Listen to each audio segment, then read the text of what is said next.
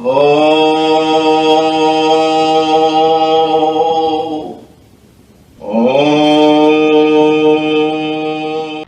மூச்சு என்று சொல்லுவது ஜீவசக்தியாகிய வாயுவாகும். அந்த ஜீவசக்தி வெளியில் வருவதற்கு வாயு என்றும் பெயர். வாயுவென்றால் சலிக்கின்றது என்றாகும்.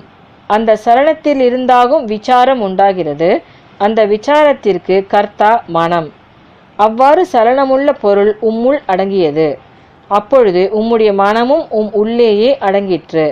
ஆகையினால்தான் உமக்கு மற்றொன்றை காண்பதற்கும் அறிவதற்கும் முடியாமல் இருந்தது. அப்பொழுது தன்னிலிருந்து வெளியே சலித்து, அதாவது பரவிக்கொண்டிருக்கின்ற சக்திக்கு தான் வாயு என்று சொல்லுகின்றது. அது தன்னிலிருந்து வெளியே போகாமல் தன் உள் வழியாய் மேல் கீழாய் கதாகதம் செய்து, அதாவது நடமாடி பிரம்மரந்திரத்தோடு தாக்கிக் கொண்டிருக்கின்ற நிலைமைக்கு சமீரணன் என்று பெயர். சமீரணன் என்றால் பிரம்மரந்திரத்தோடு ஈரணம் செய்தல், அதாவது தாக்கிக் கொண்டிருத்தல். பிரம்மம் என்றால் நித்தியமாய் இருக்கின்ற பொருள்.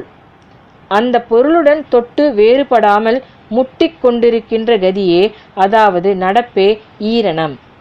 அவ்விதமாயுள்ள கதியானது தன் உள்வழியாய் மேல் கீழ் நடந்து வெளியே விட்டு போகாமல் பிரம்மரந்திரத்தோடு தாக்கிக் கொண்டிருப்பதற்கு சமீரணன் என்றும், அப்படி அல்லாமல் வெளியே சலித்து கொண்டிருக்கின்ற கதிக்கு வாயு என்றும் பெயர். அதனால் தன்னுடைய சக்தி எப்பொழுது தன்னில் லயிக்கின்றதோ அச்சமயத்தில் மற்றொன்றையும் அறிகிறதில்லை என்று நமக்கு கண்கூடாக அனுபவப்படவும், தன்னுடைய சலனத்திலிருந்தே யாகும் தனக்கு எல்லா நிலைமைகளும் உண்டாகிறதென்று வெளிப்படவும் செய்கின்றன. தவிர தன்னுடைய சலனம் தன்னிலடங்கி ஆலோசித்து கொண்டிருக்கும் போதுதான் நமக்கு உணர்வு உண்டாகின்றது. அதாவது ஆலோசித்து கொண்டிருக்கின்ற காரியம் ஞாபகத்துக்கு வருகிறது. அப்பொழுது உணர்வாகின்ற ஞாபகம் எங்கிருந்து உண்டாகிறதென்றால் பிரகாசத்திலிருந்தேதான். பிரகாசம் அக்னியிலிருந்து உண்டாகிறது. அக்னி உண்டாகிறது வாயுவிலிருந்து.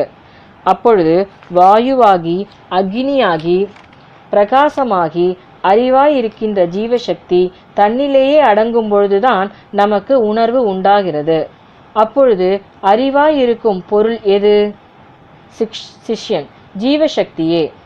குரு, அறிவாகி ஜீவசக்தியாய் இருக்கின்ற பொருள் சலித்து வாயுவாகி நம் உள்ளிலிருந்து வெளியே போய்க் கொண்டிருப்பதற்கே மாயை என்று சொல்லுகிறது. இதற்காகவே யாதொன்று இல்லாததாகின்றதோ அது மாயை என்று சொல்லுவதன் காரணமாகும். யாதொன்று என்பது அறிவு. அந்த அறிவு வாயு ரூபமாய் வெளியில் போய் நசித்திக் கொண்டிருப்பதற்கே மாயை என்று பெயர்.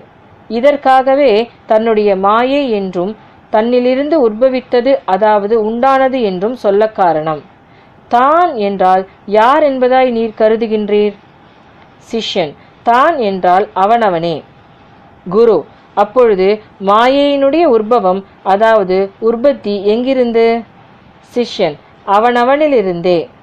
குரு, ஆகையினால் மாயை என்பது மேலே சொல்லியபடி உண்டானதாகும். அதற்கு பிறகேயாகும் மனதினுடைய உற்பத்தி. அந்த மனமாகும் குரு.